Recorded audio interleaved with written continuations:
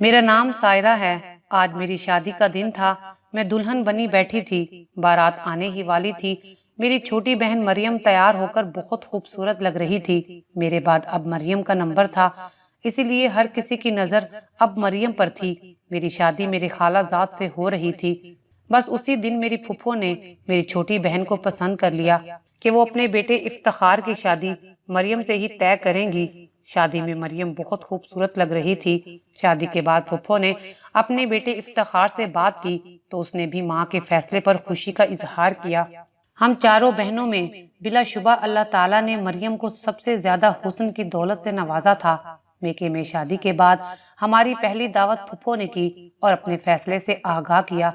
ये तो हमारी खुशकिस्मती है फुफ्फो कि आपने मरियम को बहू बनाने का इरादा किया है, वरना यतीम लड़कियों को कब जल्द अच्छे रिश्ते मिलते हैं।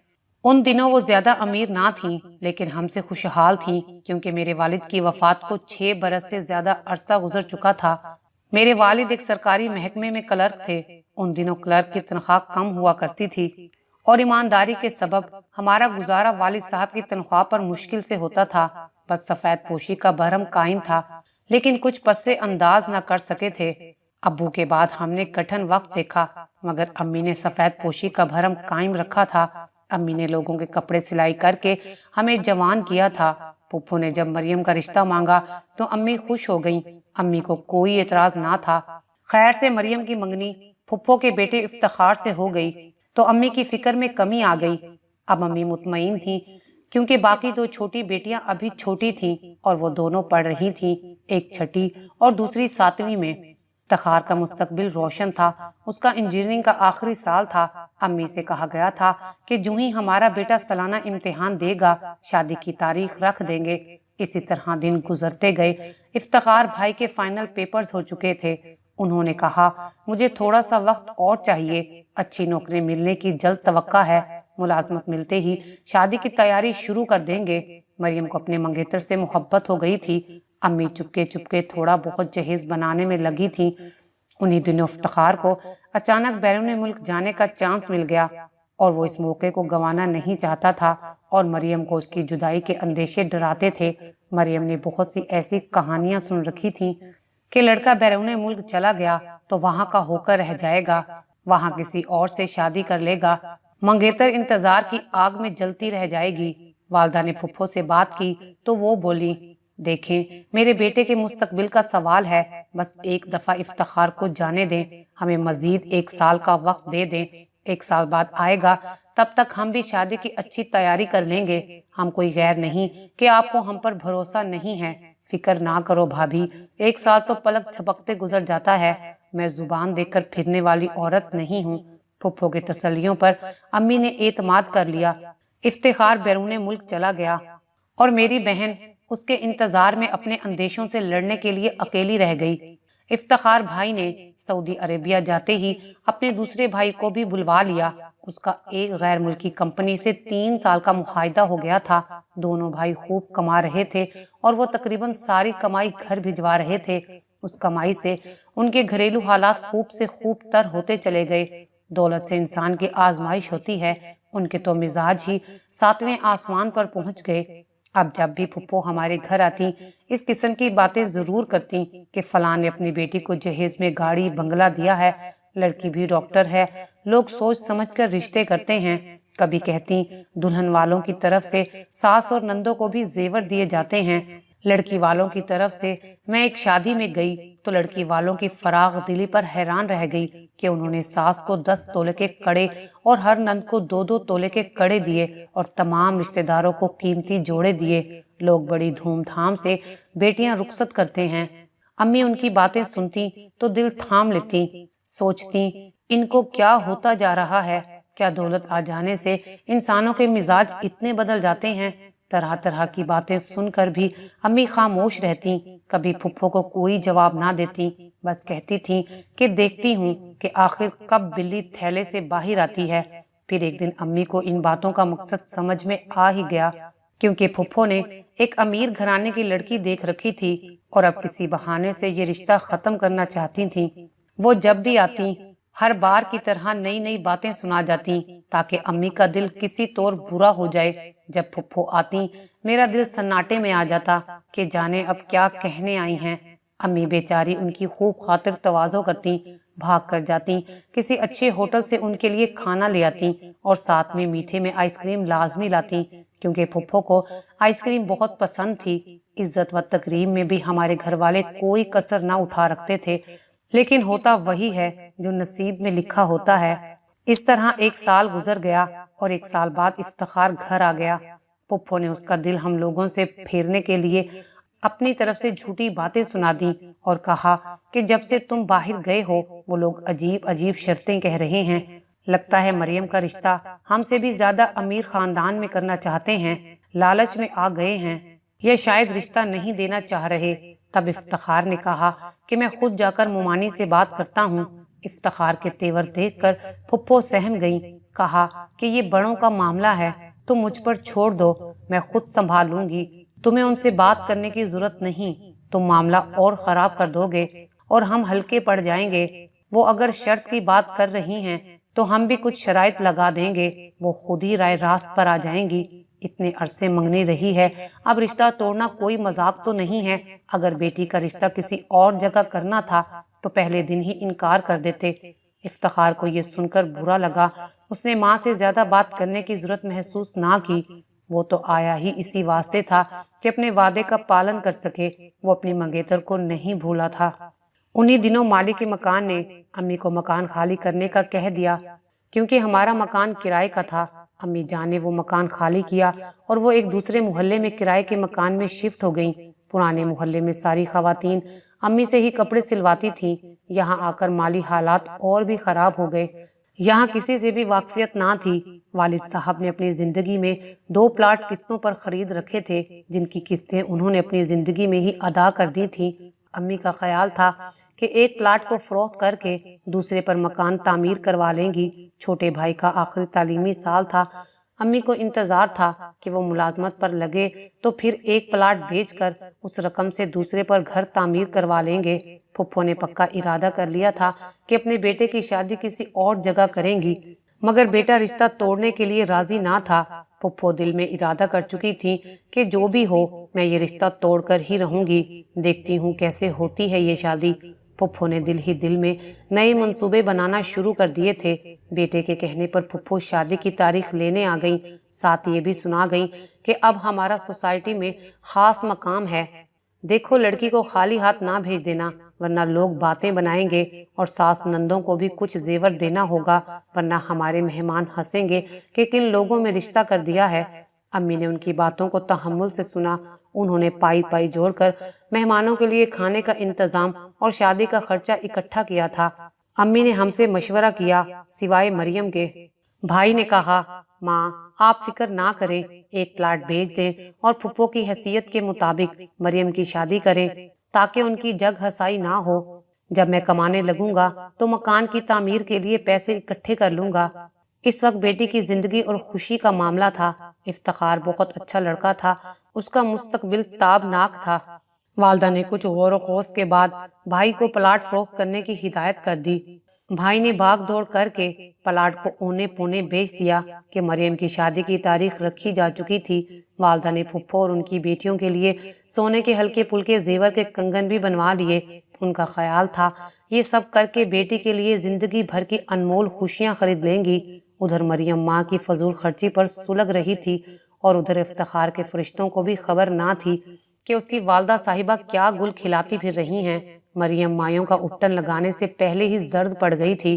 ڈھولک کی تھاپ پر اس کا دل یوں دھڑکتا تھا جیسے اسے اس کی آواز میں توپوں کی گھن گھرج سنائی دیتی ہو۔ ہم سمجھ رہے تھے افتخار کو ساری حقیقت معلوم ہے، کیونکہ اس کی ماں ایسا تاثر دے رہی تھی جیسے وہی اپنی ماں کو نئی نئی ہدایات دے کر ہمارے گھر بھیج رہا ہو۔ مریم کو بھی اب رہ رہ کر اس پر غصہ آ رہا تھا کہ یہ کیا، ہم غریبوں کے ساتھ کیا کیا جا رہا ہے، کیا اپنے بھی ایسا سلوک کرتے ہیں اپنوں کے ساتھ۔ ادھر پھپھوس کی شادی کو ناکام بنانے کے لیے ایک نیا منصوبہ بنا چکی تھیں جو انہوں نے شادی والے دن ہی انجام دینا تھا۔ مہندی والے دن پھپھو بڑی دھوم دھام سے اپنے مہمانوں کے ساتھ آ گئیں۔ मेहंदी की रस्म से कबल उन्होंने खामोशी से अम्मी का हाथ पकड़ा और कागज देकर बोली, भाभी पहले इसे पढ़ लो, फिर मेहंदी की रस्म शुरू करते हैं। अम्मी ने कागज खोलकर पढ़ा। ये कुछ चीजों की फहरिस्त थी, फर्नीचर, गाड़ी और एक प्लाट का मुतालबा था। ये पढ़कर अम्मी के हाथ कांपने लगे, मुंह खुला का खुला रह गया। अम्मी उन्हें कहने लगी, मैं इस वक्त तुम्हारा ये भारी मुतालबा कैसे पूरा कर सकती हूँ? आखिर तुम्हें हो क्या गया है? अगर ये सब दरकार था तो पहले दिन ही बता दिया होता। तुम हमारी माली हालत से अच्छी तरह वाकिफ हो। अब तो कार्ड भी सब जगह चले गए हैं। आज मेहंदी का दिन है। इस वक्त ऐसा मुतालबा ना करो जो मैं पूरा ना कर सकूं। क्यों अपनी और हमारी इज्जत से खेल रही हो? अगर ये सब चीजें नहीं होंगी तो भी हमारी इज्जत में कमी आएगी। देखो भाभी, मुझे मालूम है भाईजान मरहूम ने अपनी जिंदगी में 2 प्लाट खरीदे थे। वो तुमने किस दिन के लिए रखे हैं? यही वक्त है अपनी इज्जत बनाने और शानो शौकत दिखाने का। अरे भाई, उनको बेच दो और अपनी बेटी की इज्जत बचाओ। अम्मी ने उनसे कहा, एक बेच दिया है, तभी शादी के अखराजात पूरे हो रहे हैं, दूसरा कैसे बेच दूं? इतनी जल्दी कैसे बिकेगा? कुछ तो खुदा का खौफ करो। तुम कीमत लगा लो, मैं खरीद लेती हूँ, नहीं तो कार बाद में दे देना। फिलहाल प्लाट और फर्नीचर से काम चला लेंगे। अरे भाई, जो चीजें दुल्हन लाएगी उनको वही इस्तेमाल करेगी। हमारे पास पहले ही अल्लाह का दिया सब कुछ है। ये तो आप लोगों की इज्जत बनाने वाला मामला है। अम्मी इससे ज्यादा ना सुन सकी। वो पलंग पर बैठ गईं और फूट फूट कर रोने लगी। अम्मी को रोता पाकर मैं उनके पास गई। जब हाल मालूम हुआ तो मैंने फुफ्फो से कहा कि आपने बहुत कम वक्त में हमें इम्तिहान में डाला है। बहरहाल आप बैठिए, थोड़ी देर में अपने शोहर से बात करती हूँ। मरियम एक तरफ मायूं बैठी थी, उसकी सहेलियां पास थीं। मैंने उनको जरा देर के लिए कमरे से बाहर भेज दिया कि जरूरी बात करनी है। मरियम को बताया कि फुफ्फो प्लाट हथियाना चाहती हैं। वो कहती हैं बेटी के जहेज में काम की कोई चीज नहीं है, कम से कम बेटी को प्लाट ही दे दो। तुम क्या कहती हो? मरियम का जर्द चेहरा गुस्से से सुर्ख हो गया। जाने उसके बदन में उस वक्त कहाँ से खून आ गया था। आखिर उन्होंने क्या कहा था? उन्होंने कहा, तुमने प्लाट बेचा है तो बेटी को हर चीज देकर इज्जत से रुखसत कर दो। अब तुम्हारे पास रुपए पैसे की कमी नहीं है। अजब बात है, क्या अपने मरहूम भाई की बेवा के साथ एक नंद ऐसा सलूक कर सकती है? ये सुनकर मरियम ने दुपट्टा सर से उतार फेंका। बोली, मैं करती हूँ जाकर फुफ्फो से बात। नीयत खराब थी तो इस मरहले तक क्यों पहुंचाया? अब बारातियों के सामने हमें बेइज्जत करना चाहती हैं। मरियम के खतरनाक तेवर देखकर मैंने कहा, तमाशा ना बनाओ, जरा सब्र से काम लो, मुझे थोड़ी सी मोहलत दे दो। आखिर मजबूर होकर दूसरे कमरे में जाकर मैंने इफ्तिखार को फोन किया। उसने कहा कि आप फहरिस्त का कागज लेकर मेरे पास आ जाएं। मुझे इस मामले से अम्मी ने बेखबर रखा है। मैंने अपने शोहर से कहा, 1 मिनट को दूल्हा के घर जाना है। गाड़ी गली में खड़ी थी। आधे घंटे में हम इफ्तिखार के सामने बैठे थे। उसने कागज पर नजर डाली, फिर कलम और कागज निकाला और मेरे शोहर से कहा, मैं बोलता जाता हूँ, आप लिखते जाइए। फुफ्फो जान, आपको भारी फर्नीचर, बर्तनों के सेट, रेफ्रिजरेटर, हत्ता के कार तक जहेज में मिल जाएगी, लेकिन मेरी भी एक शर्त है। आपको डिफेंस में मेरे लिए 2 कनाल की कोठी खरीदना होगी, जहां मैं अपने भारी जहेज को सजाऊंगी। उस घर में सिर्फ मैं और इफ्तिखार रहेंगे। अगर आपको मेरी फरमाइश मंजूर है तो ठीक, वरना हमें भी आपका मुतालबा मंजूर नहीं है। फकत मरियम। इफ्तिखार ने कहा, ये खत आप अम्मी को दे दीजिए, आगे मैं संभालूंगा। ये तहरीर मरियम की तरफ से फुफ्फो को पहुंची तो वो चक्करा गई। दौड़ी हुई बेटे के पास गई कि देखो उन लोगों की शराफत। एक तो गुर्बत के बावजूद हम उनकी लड़की ले रहे हैं, ऊपर से उनके ऐसे नखरे। इतनी बड़ी शर्त लगा दी। इफ्तिखार ने आपे से बाहर होती माँ को थामा। वो बोला, आपने भी तो एक फहरिस्त मुमानी जान को दी है। उन्होंने तो इनकार नहीं किया। अभी बाजी के शोहर आए थे, वो कह गए हैं, बेटा जो फहरिस्त तुमने भिजवाई है हम सब अशिया दे रहे हैं, फिक्र मत करें। तो अम्मी जान, जब गरीब होकर वो अपनी इज्जत रख रहे हैं तो हम साहिब हैसियत होते हुए उनका एक मुतालबा क्यों न माने? हम अपनी ये कोठी मरियम के नाम कर देते हैं। हरगिज नहीं बेटा। क्या हमें दर बदर करने का इरादा है? ठीक है, तो फिर ना हम उनसे कुछ लेते हैं और ना उन्हें कुछ देते हैं। सादगी से शादी हो जाने दीजिए। मुझे सिरे से ये रिश्ता मंजूर नहीं है। अभी जाकर इसे खत्म करने का ऐलान करती हूँ। जब दरवाजे से बारात लौट जाएगी तब देखती हूँ कैसे करती है मरियम की शादी। हमारी क्या जग हंसाई होगी जो उनकी होगी। रुखसती में 2 दिन बाकी हैं। अम्मी जान, मैं हरगिज ऐसा नहीं होने दूंगा। इफ्तिखार के वालिद ने भी अपने बेटे का साथ दिया। बेटे ने बाप को सारी सूरत हाल से आगाह कर दिया था। बेगम, ये ठीक कह रहा है, दुनिया वालों का नहीं, कम अज कम अपने मरहूम भाई का ही ख्याल करो। बेगम, क्या हो गया है तुम्हें? आखिरकार बेटे के सामने फुप्पो को हार मानना पड़ गई। निकाह तमाम मर्दों के दरमियान हुआ। इफ्तिखार ने निकाह नामे पर यह भी लिखवा दिया कि अगर खुदा ना खास्ता लड़की को तलाक हो गई तो दूल्हा 50 तोला सोना और कोठी लड़की को देगा। अगर उस घर में लड़की को कोई जिस्मानी नुकसान पहुंचा तो दुल्हन के विरसा कानूनी चारा जोई के मजाज होंगे। इस शर्त का इल्म फुप्पो को बाद में हुआ। वो खूब चिल्लाई तो बेटे ने कहा, अक्सर जहेज न लाने पर ससुराल में बहू के साथ इंतकामी कार्रवाई के वाकयात सुनने को मिलते हैं। लिहाजा मैंने इस रुझान की हौसला शिकनी की खातिर ये लिखवा दिया है। ये फुप्पो के लिए सख्त तौहीन का बाइस था, मगर अब सब्र का घूंट पीना ही था। मरियम को भी हमने समझा दिया कि इफ्तिखार बेकसूर है, उसकी नीयत में कोई खोट ना था। फुप्पा की सोच भी सही थी। लिहाजा अब तुमने ससुराल में जाकर सबके साथ इज्जत और इखलाक से पेश आना है। फुप्पो कुछ कड़वी कसीली कहें तो दरगुजर करना। इफ्तिखार ने भी उसे पहले दिन से समझाया कि बड़ों की इज्जत करना लाजिम है। तुम्हारी फरमाबरदारी और तहम्मुल नेकी बनकर तुम्हारे नसीब संवारेगा। सच कहा था इफ्तिखार ने। चंद दिन फुप्पो का मुंह फूला रहा। बाद में उन्हें एहसास हो गया कि वो वाकई गलती पर थीं। मरियम को सीने से लगा लिया। अब एक पल उसके बिना ना रह पाती थी।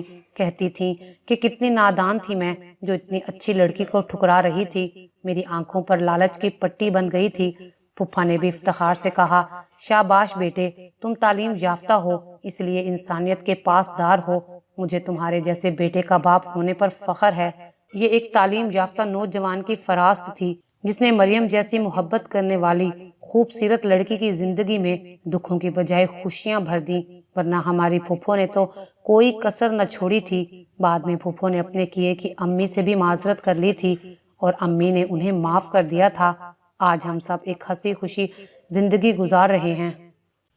अगर आपको हमारी ये वीडियो अच्छी लगी हो तो इसे लाइक करें, शेयर करें और मज़ीद अच्छी अच्छी वीडियोस देखने के लिए हमारा चैनल सब्सक्राइब करें।